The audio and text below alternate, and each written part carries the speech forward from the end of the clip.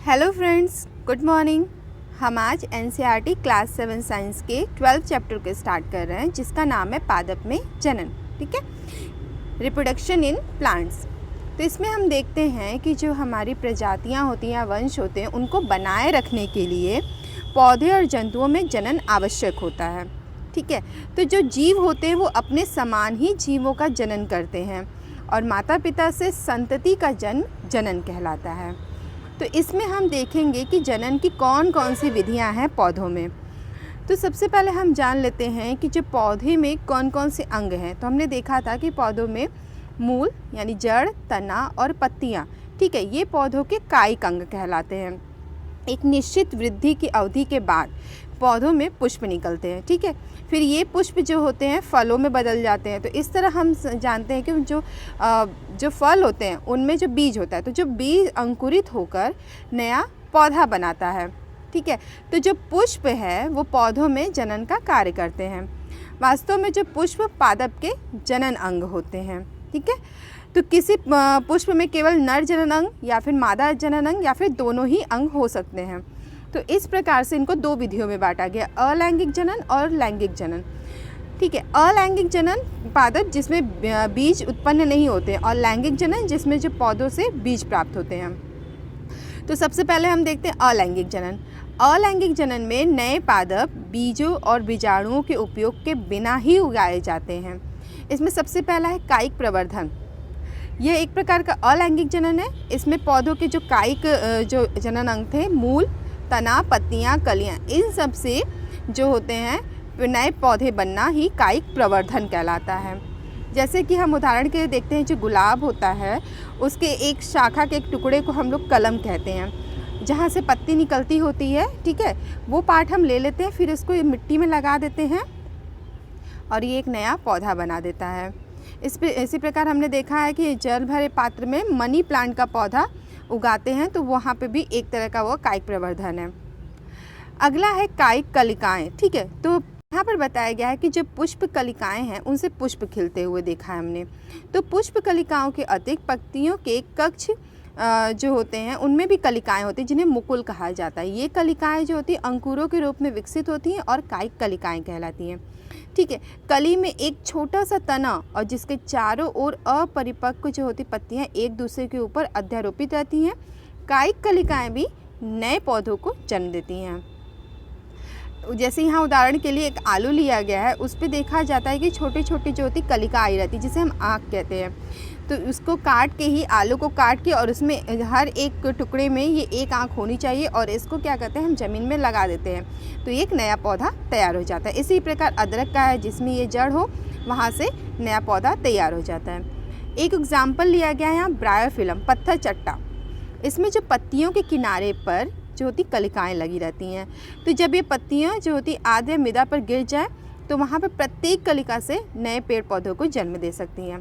कुछ पौधों को की जो जड़ें होती हैं वो नए पेड़ पौधों को भी जन्म दे सकती हैं, जैसे कि शकरकंद और डहेलिया।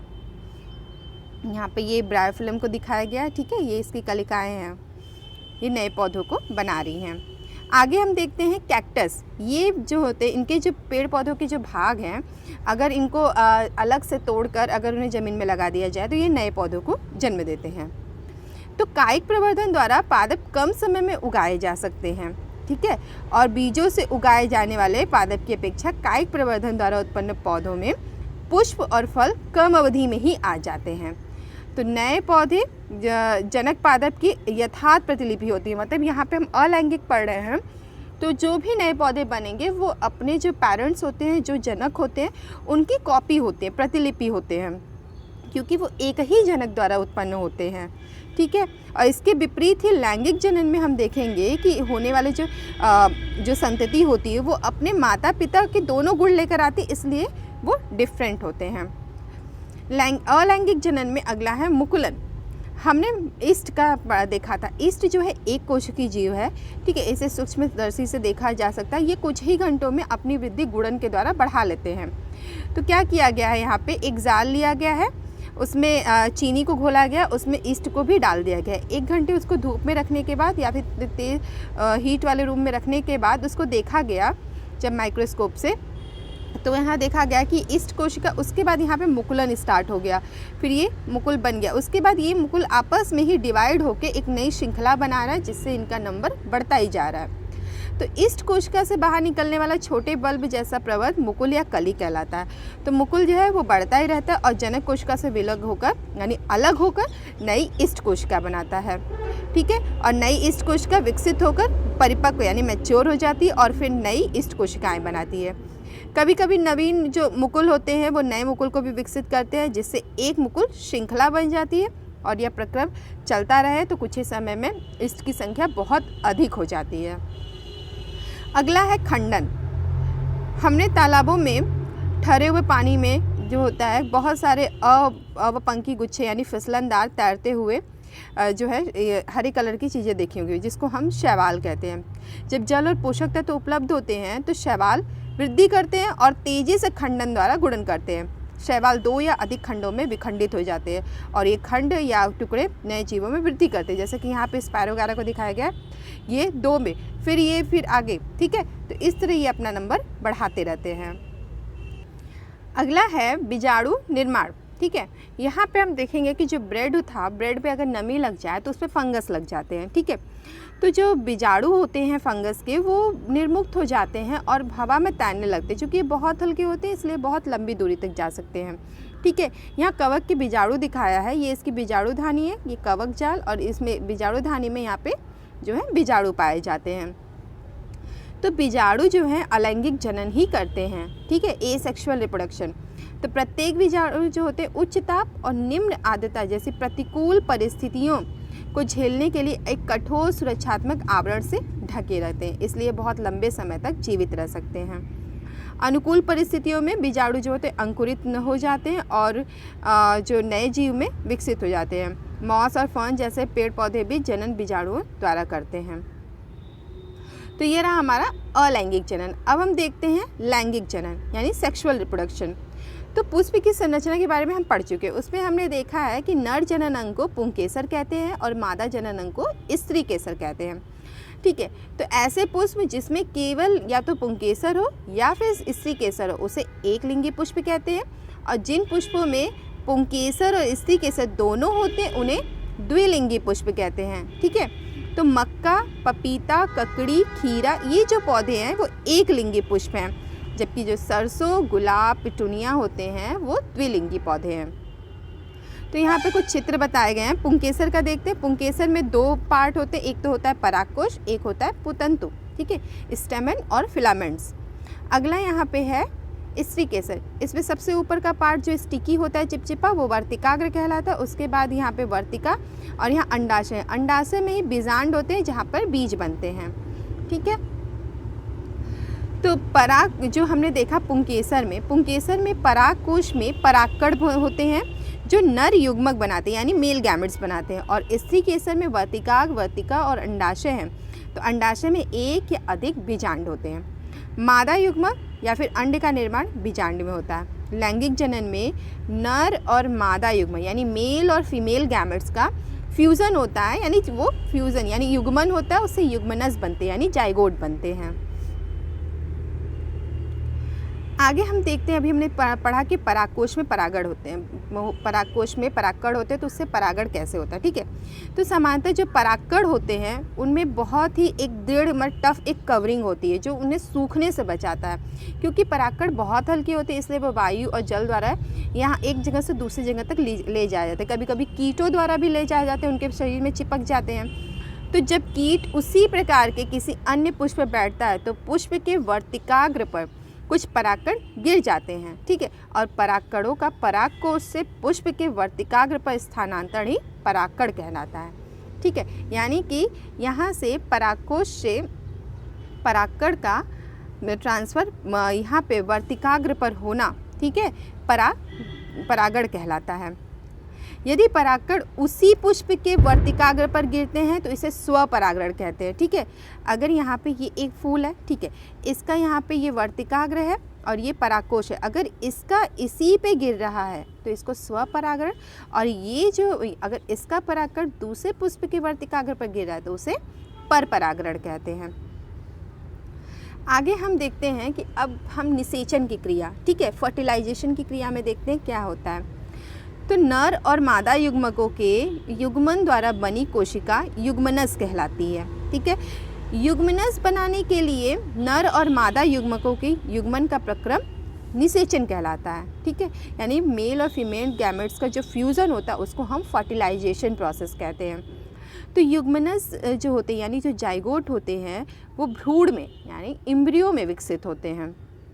तो यहाँ पे निषेचन की प्रक्रिया दिखाई गई है, ठीक है। यहाँ पे ये वर्तिकाग्र वाला रीजन है और ये वर्तिका और ये अंडाशय।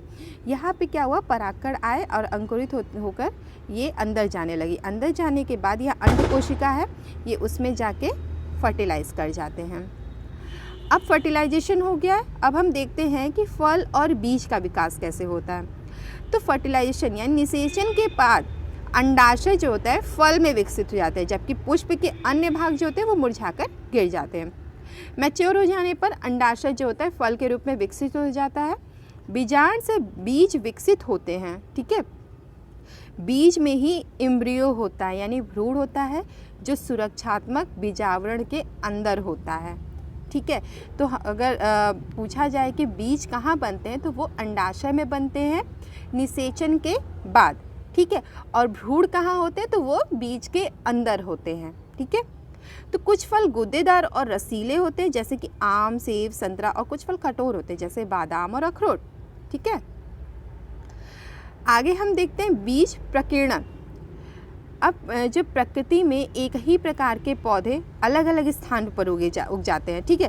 तो ऐसे बीजों को विभिन्न स्थानों पर प्रकीर्णन के कारण होता है, मतलब यहाँ से एक जगह से दूसरी जगह बीज का पहुँचना ही प्रकीर्णन कहलाता है, ठीक है। कभी कभी क्या होता है कि वन और खेत या फिर उद्यान में चहलकदमी करते समय हमारे वस्तुओं में बीज चिपक जाते हैं और हम कहीं और जाते हैं तो वो बीज कहीं और गिर जाते हैं। तो इस प्रकार एक जगह से दूसरे जगह तक बीजों का जाना ही प्रकीर्णन कहलाता है, ठीक है।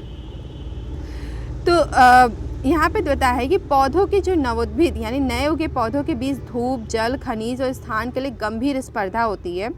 तो संभवतः उनमें से कोई भी जो होता है स्वस्थ पादप के रूप में विकसित नहीं होगा। अगर एक ही जगह पर ढेर सारे एक ही जैसे पेड़ पौधे हैं तो उनमें भोजन, खनिज, हर चीज़ के लिए स्पर्धा होती है, ठीक है।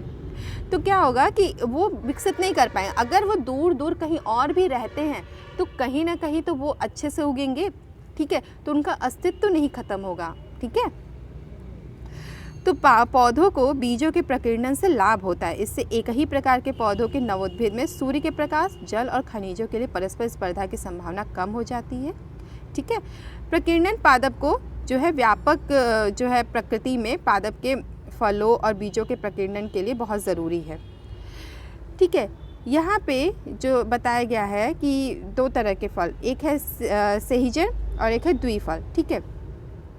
तो प्रकृति में पौधों के जो फल और बीज के प्रकीर्णन पवन, जल और जंतुओं द्वारा होते हैं, ठीक है। जो सहजिन है ड्रामेस्टिक है और द्विफल मैफिल जैसे पौधों के जो होते हैं पंख युक्त बीज होते हैं। तो घासों के हल्के बीज या फिर मदार के जो रोम युक्त बीज या सूरजमुखी के जो रोम युक्त फल पवन के साथ उड़कर दूर स्थानों पर चले जाते हैं। तो कुछ बीज या फिर जल के द्वारा जाते हैं, ठीक है। तो जो जल के द्वारा एक स्थान से दूसरी जगह जाते हैं तो वो स्पंजी होते हैं ताकि वो जल में आसानी से तैर सकें, जैसे कि नारियल के बीज होते हैं, ठीक है। और कुछ बीज जो होते हैं जंतुओं द्वारा प्रकीर्णित होते हैं, विशेष रूप से कंटकी या कांटेदार बीज जिसमें हुक जैसी संरचनाएं होती हैं और जिसमें बीज जो होते हैं जंतुओं के शरीर से चिपक जाते हैं और दूरस्थ स्थानों तक ले जाए जाते हैं, ठीक है। यहाँ पे दिखाया गया है सूरजमुखी का जो है रोम युक्त ये फल है और मदार का भी रोम युक्त बीज है, ठीक है। तो ये आसानी से एक स्थान से दूसरे स्थान तक ले जाए जाते हैं। आगे हम देखते हैं कुछ पौधों के फल जो है झटके के साथ फट जाते हैं जिससे उनके अंदर स्थित बीज जो है प्रकीर्णित हो जाते हैं और बीज जनक जो है पादप पेड़ पौधों से दूर जाकर गिरते हैं जैसे कि एरंड और बालसम, ठीक है। तो अब हम देखते हैं प्रमुख शब्द क्या क्या है। अलैंगिक जनन, ठीक है, जिसमें बीजों के बिना उपयोग से यानी एक जनक से ही नए पौधों का बनना अलैंगिक जनन कहलाता है, ठीक है। मुकुलन जो कि हमने ईस्ट में देखा, ठीक है, जो कि रैपिड प्रोसेस था, बहुत तेज़ी से हो रहा है। भ्रूण एम्ब्रियो बीज के अंदर जो होता है भ्रूण बनता है, ठीक है। प्रकीर्णन बीजों का एक स्थान से दूसरे स्थान तक जाना। निषेचन जो है नर और मादा युग्मक का फ्यूज़न ही जो है फर्टिलाइजेशन यानी निषेचन कहलाता है। खंडन यानी कि एक जो प्लांट है उसका कई भागों में टूटकर एक नए पौधे को बनाना। युग्मक नर और जो मादा जो है युग्मक होते हैं जिससे कि पूरा फ्रूट बनता है। बीजांड जहाँ पे बीज बनते हैं, ये फीमेल का पार्ट है। परागण, परागण में क्या होता है कि जो पॉलेंस होते हैं यानी जो परागकण होते हैं उसको जो है वर्तिकाग्र पर उनका ट्रांसफ़र होना परागण कहलाता है। ठीक है। लैंगिक जनन, यहाँ पे ये सेक्सुअल रिप्रोडक्शन है जिसमें नर और जो है मादा पौधों के बीच होता है।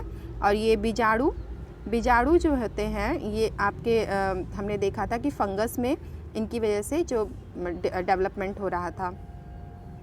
बीजाणुधानी जहाँ पे बीजाणु होते हैं। परागकोश जहाँ पे परागकण पाए जाते हैं। ठीक है। पुंकेसर का पार्ट है ये। कायिक प्रवर्धन, कायिक प्रवर्धन जो कायिक पार्ट से नए पौधे बनते हैं जैसे कि जड़, तना, पत्ती। युग्मनज जब नर और मादा युग्मक है मिलते हैं तब युग्मनज बनता है। परागकण, परागकोश में पाए जाने वाले कण परागकण कहलाते हैं। स्त्री केसर ये फीमेल का पार्ट है। पुंकेसर ये मेल का पार्ट है, रिप्रोडक्टिव पार्ट। तो हमने इस चैप्टर में क्या सीखा?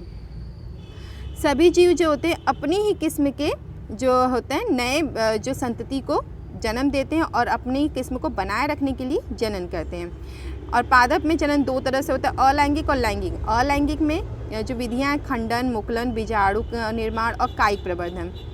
लैंगिक जनन में हमने देखा कि नर और मादा युग्मकों का युग्मन होता है। कायिक प्रवर्धन में पत्तियाँ, तना, जड़ और जैसे कायिक भाग से नए पौधे उगते हैं। पुष्प जो है पौधों का जनन अंग है। एक लिंगी पुष्प में या तो नर या फिर मादा जनन अंग होते हैं, द्विलिंगी में दोनों होते हैं।